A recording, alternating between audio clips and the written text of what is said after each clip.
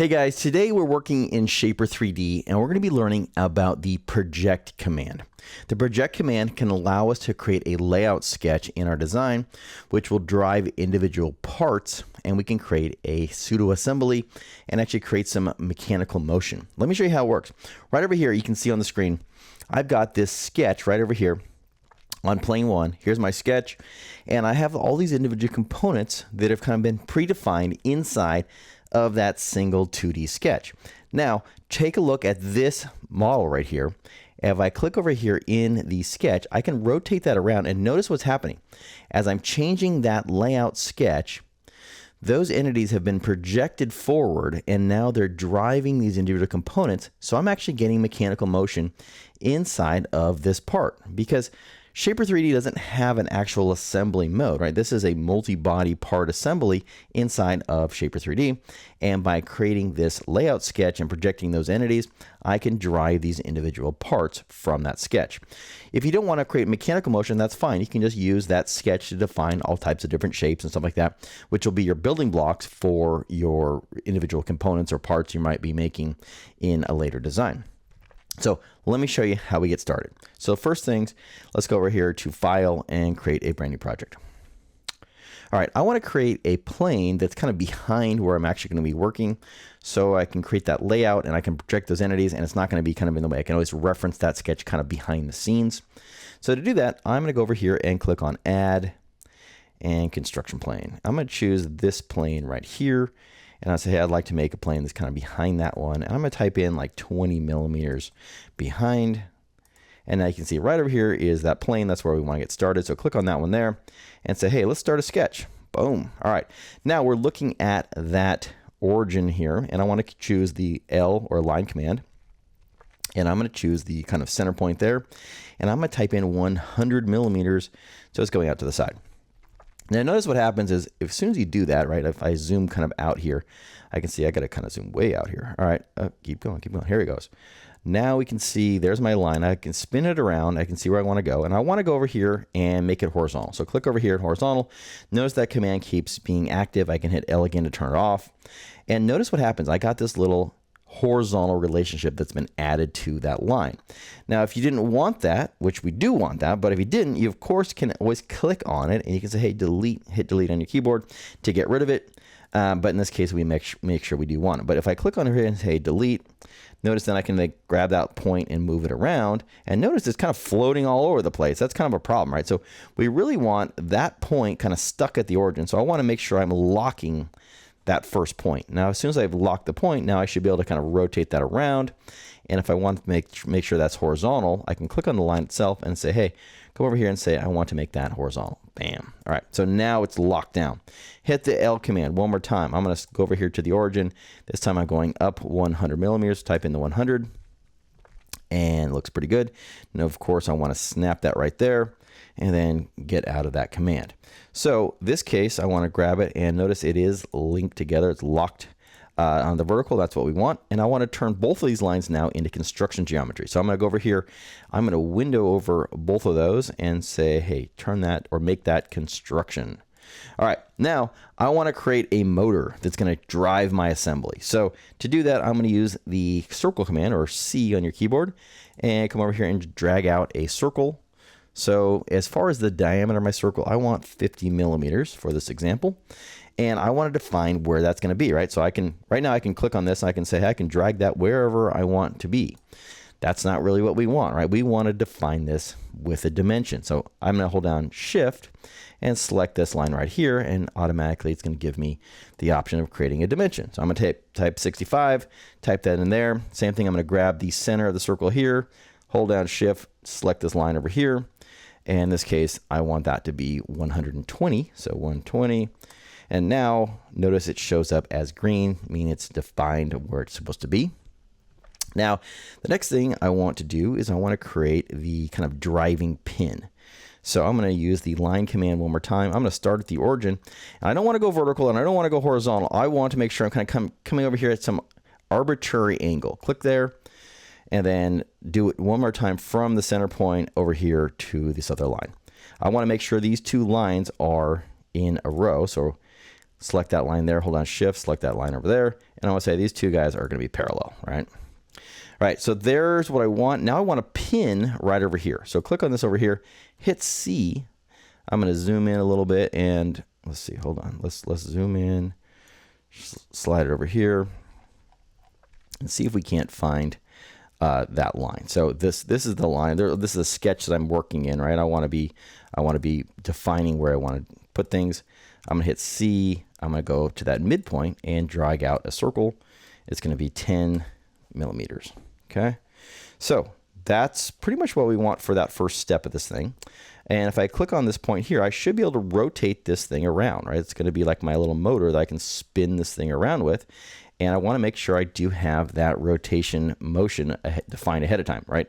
If, for instance, this line here got a horizontal or vertical applied to it, that's going to keep that from rotating, right? And if you didn't define where the center point of this thing is going to be by either like locking it down or giving it some dimensions, it's going to kind of like wiggle around and move around when you're trying to rotate it. So we want to make sure we're locking down the center point as well as defining what we're going to be pivoting around and making sure there's no relationships that are keeping it from spinning. All right, next thing is I want to make a little rectangle. So hit R on your keyboard and let's drag down a little rectangle. So here's my rectangle. As I'm dragging it, I can just start typing things in here. So I'm gonna type in 20 and then I'm gonna hit tab and I'm gonna type in 40, right? And then hit enter and there's my rectangle, right? Now I wanna make sure that rectangle is gonna be like sliding around in this design on this bottom surface here. So I'm gonna choose that line right there, hold down shift, that line right there, and I want to add that relationship. I want to say, hey, these two guys are going to be tangent to each other, right? So click on that and then let's try it out. I want to slide this thing back and forth. Try to move it up and down, doesn't work. Right to left, it does. So I'm sliding this back and forth, and that's what I want. This thing rotates, that thing slides. Perfect. Now we need to connect them together. To do that, I'm going to start with this basic line.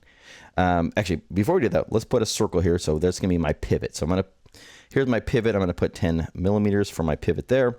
Then I'm going to use the line command. I'm going to go from this center of that pivot and come down here and go to the center of that pivot. Now, of course, I do want to define the length of this line. And this example, we're going to type in 80. All right.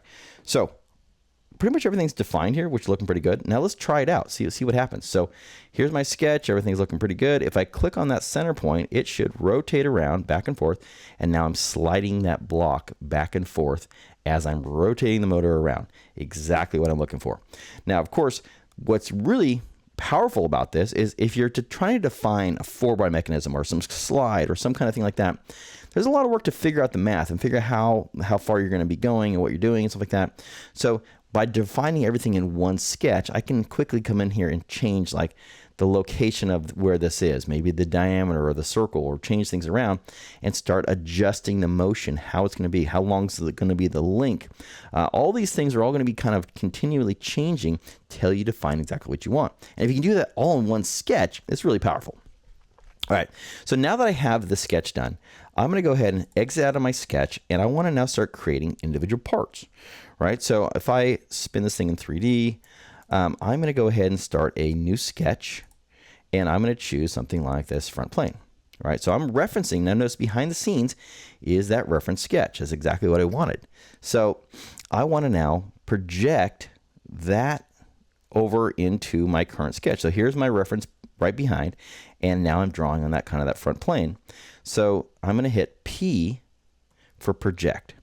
And the things that I want to project are going to be click there, click there, click there.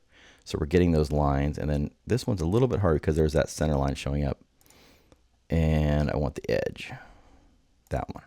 All right, so those are all the lines I want. So I'm projecting all those over. If you click on the little gear icon, make sure that we're linking the sketch. So that's linking back to the original sketch for this design.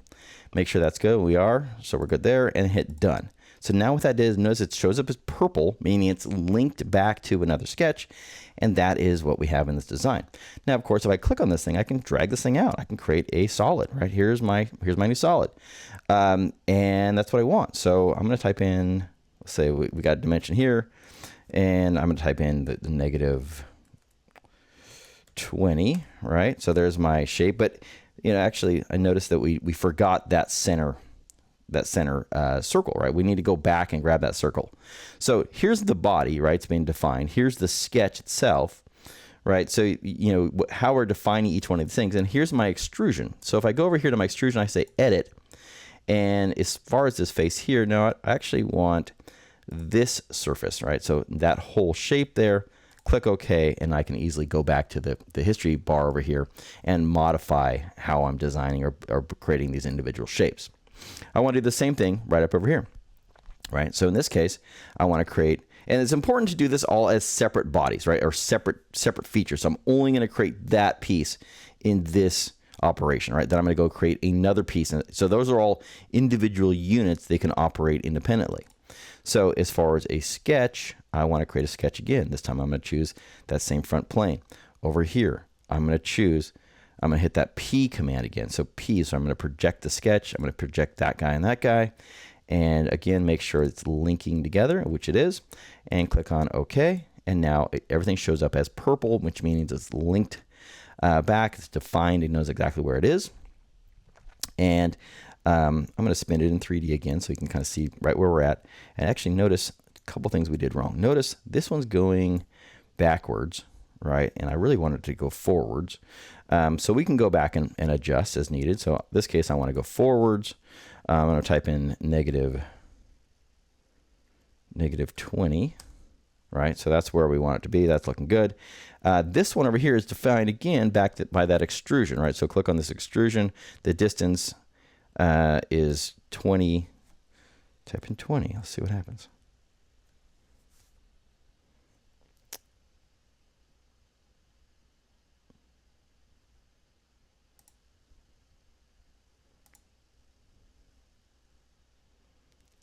So I basically went in here and we ended up having a little bit of an issue because that originally was projected not from the plane that I wanted it to be on. It's a different plane here, right? So I can say, hey, I want to select a different plane here. And that original plane, which we defined it was, is back over here.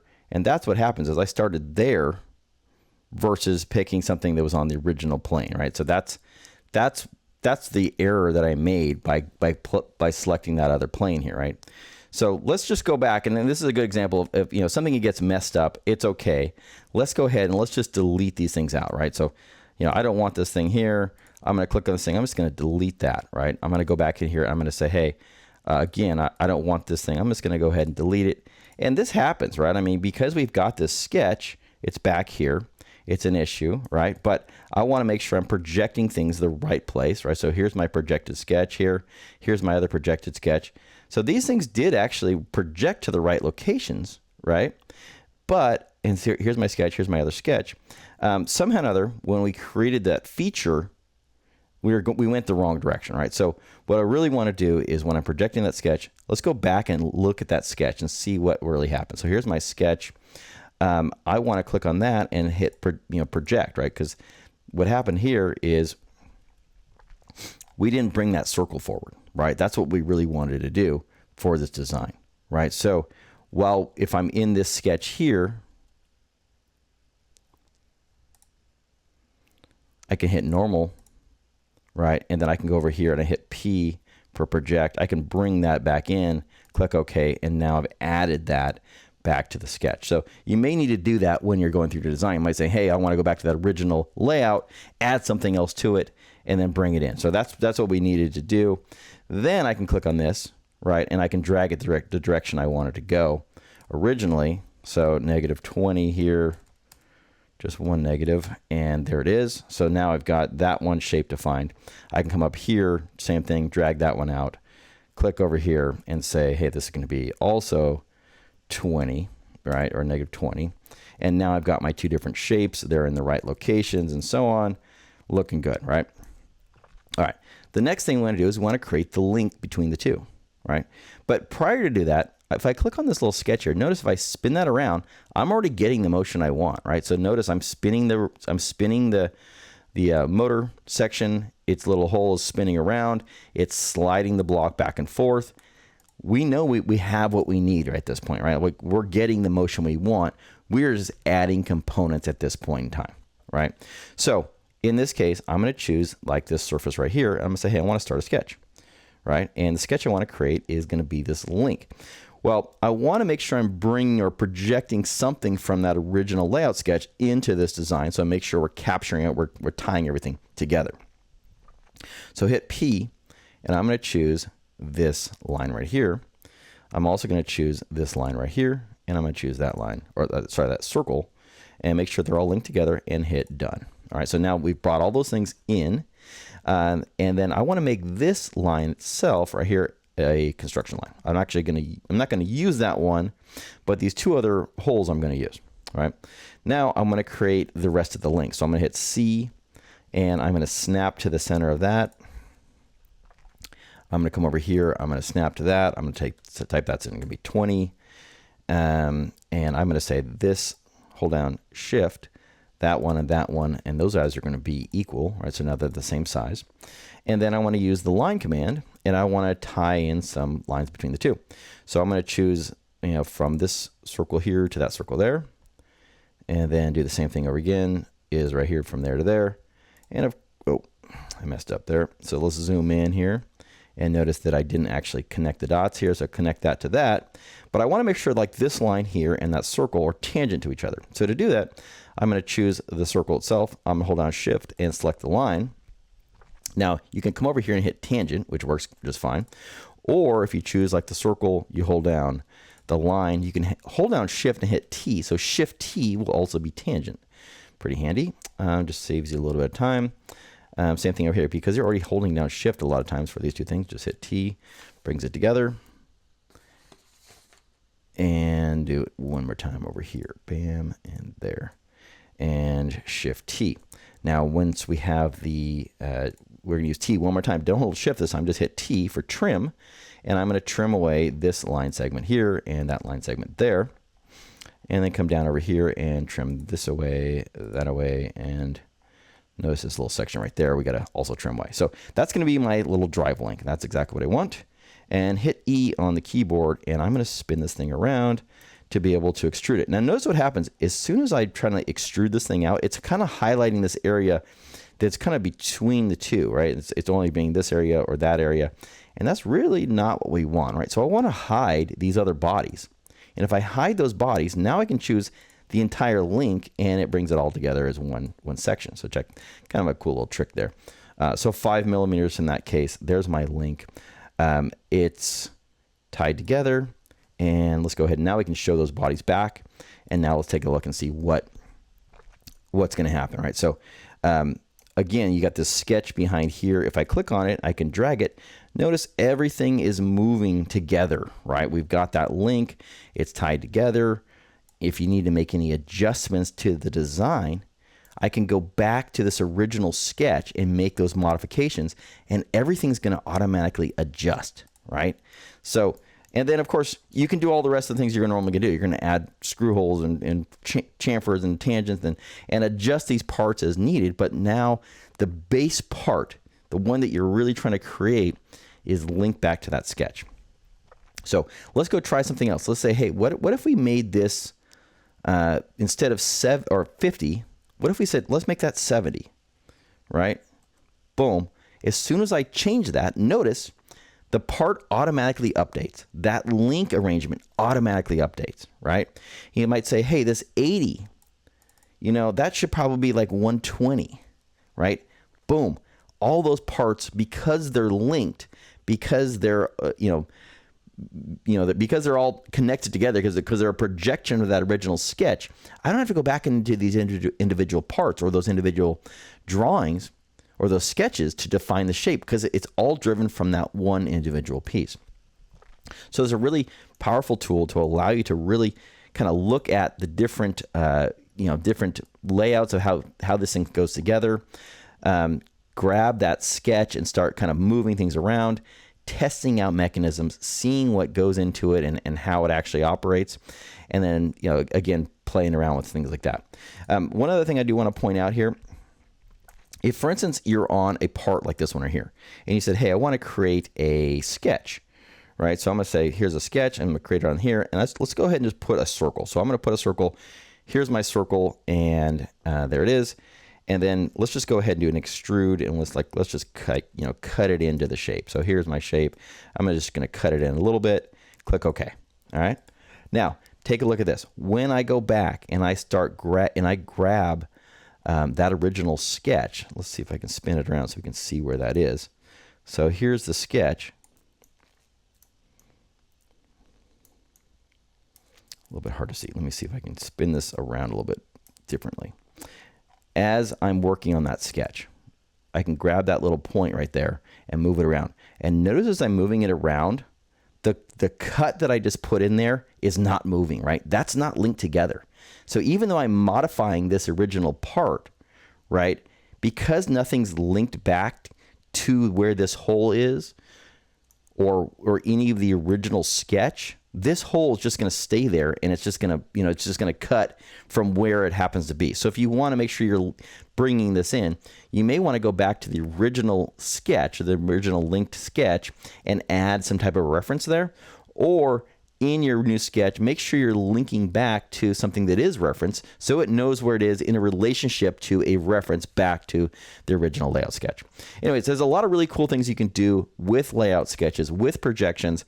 It allows a very nice way to quickly modify a design and really figure out what's going to work well for your design.